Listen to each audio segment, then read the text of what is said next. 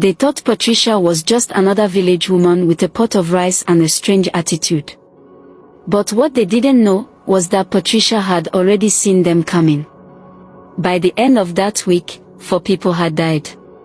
And Patricia? She was just getting started.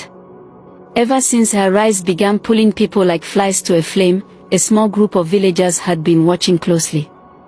They had seen how people would sell their last wrapper, skip church services, ignore their sick children just to eat her rice. These were no ordinary cravings. This was possession.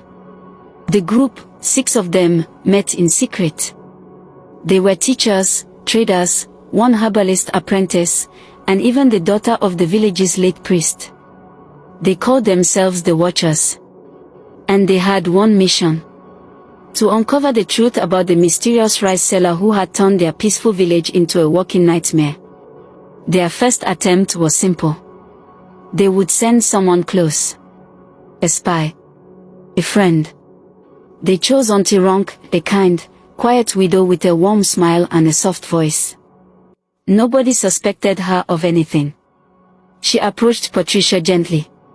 Pretended to admire her business. Praised her food. Day by day, she got closer. Helped her cook. Fetched water. Sat near her at night. But what Auntie Ronk didn't know was that Patricia's spirit guide, Madame Orich, whispered in her ear every night. And she already knew Ronk's true intentions. 3 weeks passed. And then, one evening, Auntie Ronk didn't show up for their usual meeting with the Watchers. They waited and waited. The next morning, her body was found by the riverbank. Eyes wide open.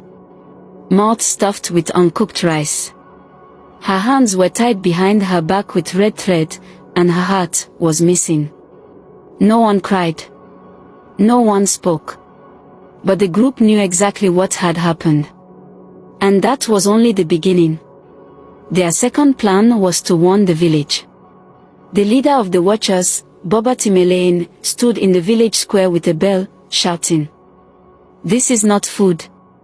It is blood cooked with rice. She is feeding on our lives, and we are smiling." But the villagers laughed at him.